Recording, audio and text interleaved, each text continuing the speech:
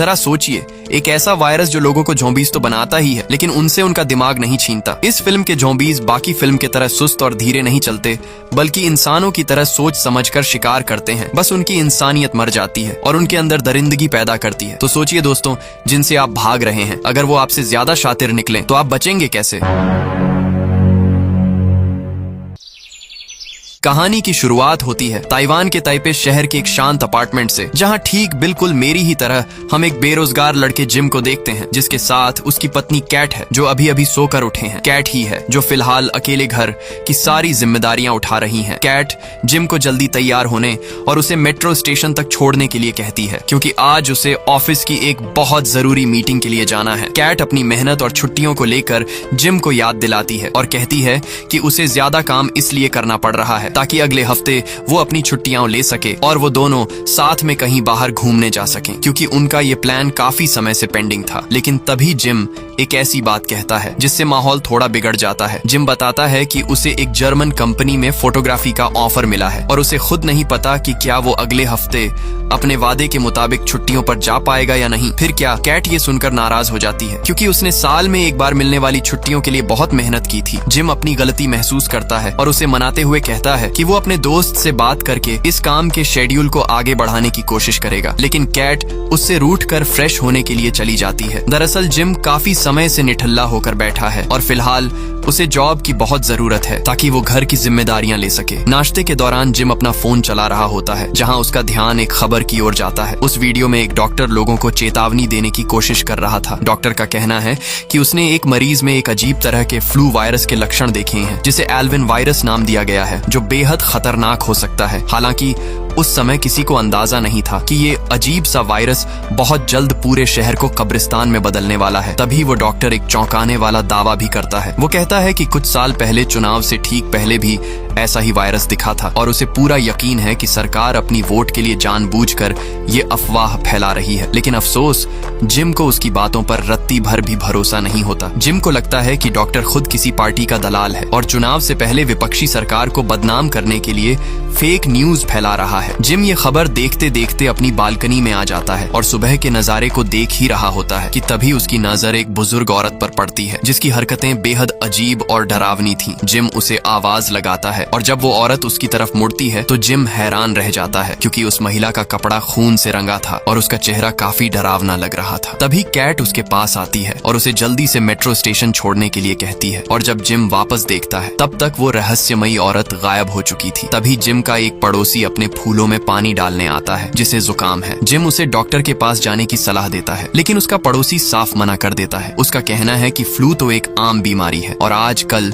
झूठी खबर फैलाई जा रही है कि इसके लक्षण काफी घातक हो सकते हैं। जिम उसकी बातों पर मुस्कुराते हुए कहता है कि तुम्हें अपनी सेहत पर पूरा भरोसा है। इसके बाद जिम कैट को ऑफिस छोड़ने के लिए स्कूटी लेकर स्टेशन की तरफ निकलता है। रास्ते में उन्हें पुलिस की गाड़ियां और भारी भीड़ दिखती है, जहां पुलिस किसी ऐसे शख्स को काबू करने की कोशिश कर रही थी जिसने सरेआम दूसरों पर हमला कर दिया है। ये मंजर देखकर जिम और कैट हैरान हो जाते हैं। वो समझ नहीं पाते कि आखिर कोई इंसान इतना हिंसक कैसे हो सकता है। खैर, कैट को स्टेशन तक छोड़ने के बाद जिम कैट की नाराजगी दूर करने के लिए कहता है, कैट माफ करना, मैं तुम्हें इस तरह से हार्ड वर्क करते नहीं देख सकता, इसलिए सबसे पहले मैं काम की तलाश में हूँ। जिसके बाद तुम जहाँ कहोगी मैं वहाँ चलूंगा और हम ढेर सारी मस्ती करेंगे। कैट उसकी इस बात पर मुस्कुरा देती है और उसे बाय बोलकर वहाँ से चली जाती है, लेकिन दोनों इस बात से अनजान थे कि इनका ये पल यहीं तक था। खैर, जैसे ही जिम वापस घर के लिए मुड़ता है तो वो रास्ते में देखता है कि पुलिस वाले गायब हो चुके हैं, यहाँ तक कि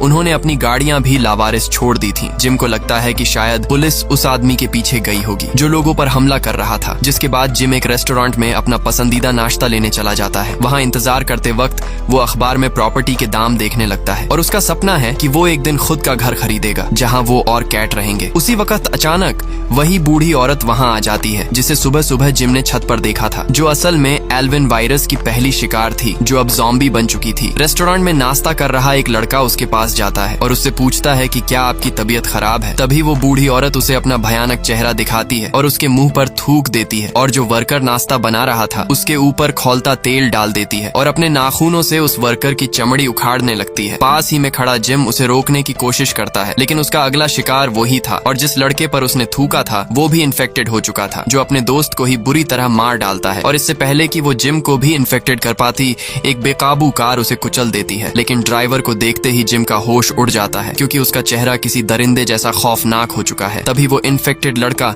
जिम को मारने आ जाता है। साथ ही उस बूढ़ी औरत ने जिन और लोगों को इन्फेक्टेड किया था वो भी उसके पीछे पड़ जाते हैं। जिम किसी तरह जान बचाकर अपने अपार्टमेंट की तरफ भागता है और अंदर आकर गेट को लॉक कर देता है। उसका दिल जोरों से धड़क रहा था। वो ये समझने की कोशिश करता है कि आखिर लोगों को हुआ क्या है। उसी वक्त उसे इमरजेंसी सायरन सुनाई देती है और बताया जाता है कि सभी लोग अपने घरों से बाहर न आए क्योंकि पूरे शहर में ज़ॉम्बी वायरस तेजी से फैल चुका है और इससे इन्फेक्टेड लोग काफी खतरनाक हो चुके हैं। लेकिन अचानक उसी वक्त उस माइक से इन्फेक्टेड लोगों की हंसने की आवाज आने लगती है। यानी ये साफ था कि वाकई ये वायरस काफी तेजी से फैल रहा है। जिम समझ जाता है कि सुबह उसने जो खबर देखी थी वो झूठ नहीं थी और अब उसे कैट की फिक्र होने लगती है, जिसे वो तुरंत कॉल मैसेज करने लगता है ताकि उसका हाल जान सके। लेकिन तभी पीछे से उसका वही पड़ोसी उसके ऊपर हमला कर देता है जिसे जुकाम हुआ था, जो कि असल में वायरस से इन्फेक्टेड होने का साइन था। उसका पड़ोसी पौधे काटने वाली कैंची लेकर जिम पर हमला कर देता है, लेकिन जिम संभल पाता उससे पहले ही उस कैंची की चपेट में आने से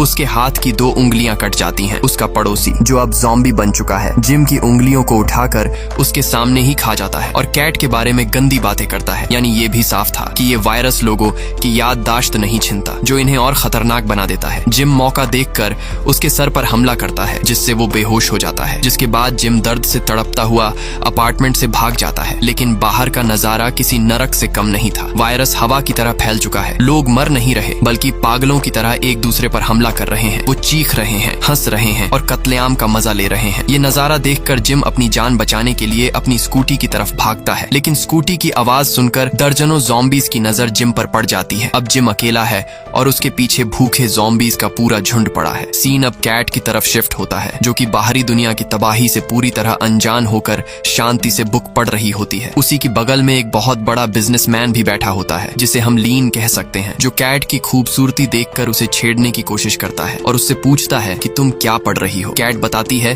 कि वो नोवेल पढ़ रही है, लेकिन लीन कहता है कि मेट्रो में कोई बुक नहीं पढ़ रहा, सब अपने अपने फोन में व्यस्त है। कैट कहती है आप सही कह रहे हैं, लेकिन धीरे धीरे उसकी हरकतें कैट को बहुत परेशान करती हैं। वो कैट से कहता है कि तुम बहुत खूबसूरत हो। पहले तो कैट उसकी बातों को नजरअंदाज करती है, लेकिन जब लीन उसे टच करने लगता है तब उसका सब्र टूट जाता है और वो उससे कहती है कि वो चुपचाप बैठे, वरना वो उसके ऊपर हैरेसमेंट का केस कर देगी। लीन इस बात से उदास हो जाता है और कहता है कि वो तो बस उसकी तारीफ कर रहा था, लेकिन दोस्तों असल में उसकी नीयत में खोट था। इसके बाद मेट्रो अगले स्टेशन पर रुकती है, जहाँ एक चश्मा पहना आदमी चढ़ता है। वही कैट उस ठरकी से जान बचाने के लिए अपनी सीट एक भारी भरकम लड़की मॉली को दे देती है। लीन को मॉली में कोई दिलचस्पी नहीं है, इसलिए वो चुपचाप बैठकर अपनी किस्मत को कोसने लगता है। मेट्रो में सभी लोग अपनी अपनी धुन में थे। वही वो चश्मा पहना आदमी अब अजीब बर्ताव करने लगता है और अचानक चाकू निकालकर अपने पास खड़े एक लड़के को मार देता है और पागलों की तरह सभी लोगों पर भी टूट पड़ता है और कई लोगों को मार डालता है, जो कि असल में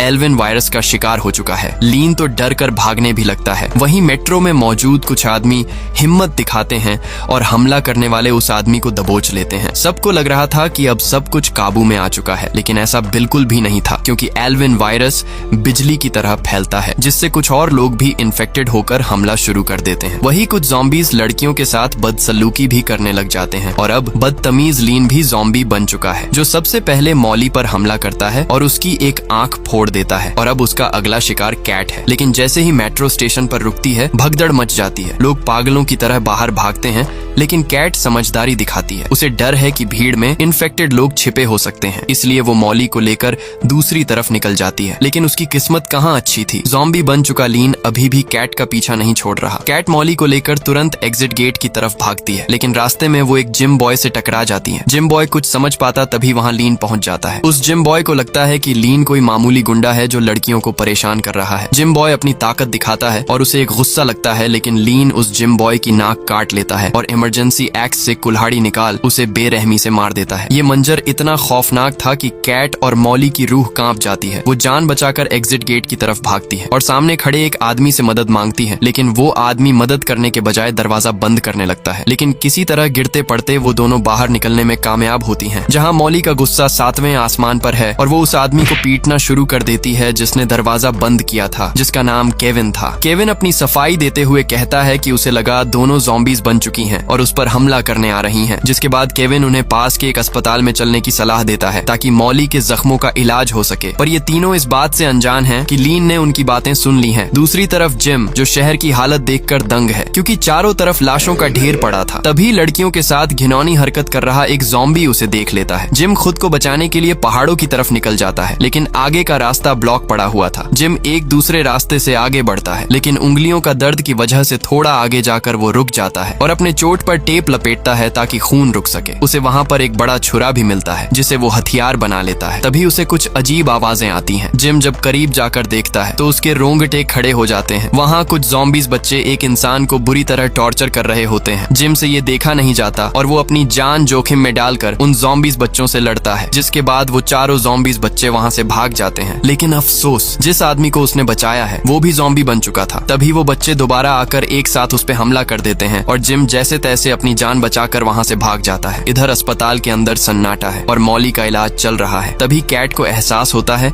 कि उसका फोन रास्ते में ही गिर गया है, इसीलिए वो केविन का फोन मांगकर जिम को कॉल करती है, पर जिम भाग दौड़ में फोन नहीं उठाता। तभी टीवी पर राष्ट्रपति लाइव आते हैं। राष्ट्रपति बताते हैं कि अब तक इस वायरस से 45 लाख लोग मारे जा चुके हैं और वो कुछ शहरों को पूरी तरह आइसोलेट करने की बात करते हैं। लेकिन तभी स्क्रीन पर कुछ ऐसा होता है जिसे देखकर पूरी दुनिया कांप उठती है, क्योंकि जनरल जो कुछ देर पहले ही इन्फेक्टेड हो चुका था अचानक अपने असली रूप में आता है और सीधे राष्ट्रपति के मुंह में ग्रेनेड डाल देता है, जिसके बाद लाइव टीवी पर धमाका होता है और सिग्नल कट जाता है। इस खौफनाक मंजर को देखकर अस्पताल में मौजूद लोगों के अंदर का डर पागलपन में बदल जाता है। लोग छोटी छोटी बातों पर एक दूसरे से लड़ने और मरने मारने पर उतारू हो जाते हैं। इंसानियत पूरी तरह खत्म हो चुकी है और इसी अफरा तफरी के बीच अस्पताल के गेट पर लीन अपने साथ ज़ॉम्बीज का एक बड़ी फौज लेकर पहुंच जाता है। लीन, जो अभी भी कैट की खूबसूरती पर फिदा था और उसके साथ बदसलूकी करना चाहता था, उसे ढूंढते हुए मॉली के पास पहुंच जाता है। मॉली अपने जख्मों की वजह से लाचार है और हिल भी नहीं सकती। वहाँ लीन उसके साथ जो दरिंदगी करता है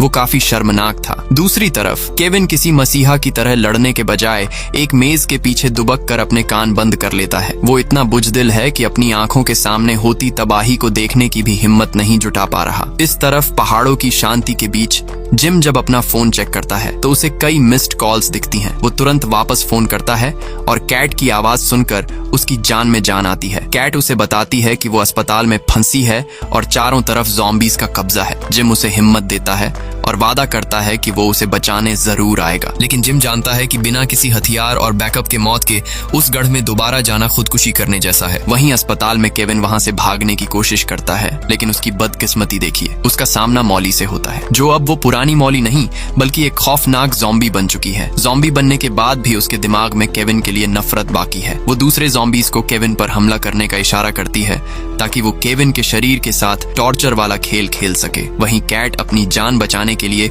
ऊपरी मंजिल की तरफ भागती है और दरवाजे को एक मजबूत लोहे की रॉड से लॉक कर देती है। उसे लगा कि वो सेफ है, लेकिन ज़ॉम्बी लीन की ताकत अब इंसानी ताकत से बाहर थी। वो उस भारी लोहे की रॉड को किसी कागज की तरह मोड़ देता है और अंदर घुस आता है। उसने दरवाजा अंदर से बंद कर लिया है क्योंकि वो कैट का शिकार अकेले करना चाहता है। तभी कैट अपनी सूझबूझ दिखाती है और जैसे ही लीन उसके करीब आता है, कैट एक फायर एक्सटिंग्विशर से उस पर धुआं छोड़ देती है। लीन जब तक कुछ समझ पाता, कैट उसी भारी सिलेंडर से उसके सिर पर ताबड़तोड़ वार करके उसे ढेर कर देती है और आखिरकार उसे उस दरिंदे से छुटकारा मिल ही जाता है। कैट अभी इस सदमे से उबर भी नहीं पाई थी कि तभी एक वेरोलॉजिस्ट वहां आता है और उसे एक कमरे के अंदर ले जाता है। वो उसे तुरंत खुद को साफ करने के लिए कहता है क्योंकि ये वायरस शरीर के पसीने या खून से भी फैल सकता है। जब कैट सदमे की वजह से उसकी बात नहीं समझ पाती तो वो वीरोलॉजिस्ट अपनी पिस्टल निकाल लेता है। अब कैट के पास उसकी बात मानने के अलावा कोई रास्ता नहीं बचता। हालांकि ऐसा लगता है कि वो आदमी बुरा नहीं है, वो बस इस वायरस पर रिसर्च करना चाहता है। और यहाँ पर हमें पता चलता है कि ये वायरोलॉजिस्ट कोई और नहीं बल्कि वही डॉक्टर है जिसे जिम ने सुबह सुबह अपने फोन पर देखा था। कैट उसकी बात समझती है और नहाने चली जाती है। उसी वक्त वो डॉक्टर उसे बताता है कि ये एल्विन वायरस दिमाग के उस हिस्से पर हमला करता है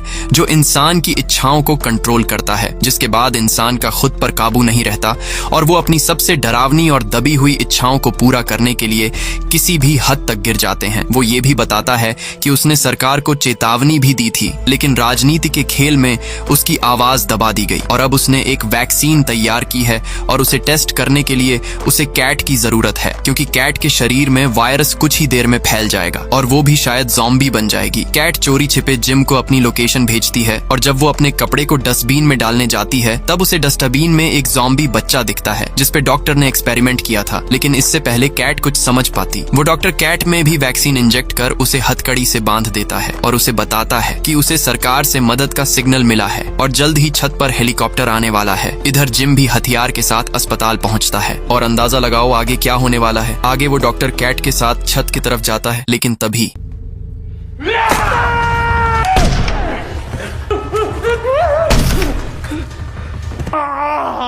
बेचारी कैट घायल डॉक्टर को जैसे तैसे छत की ओर ले जाती है, लेकिन तभी आगे उनके सामने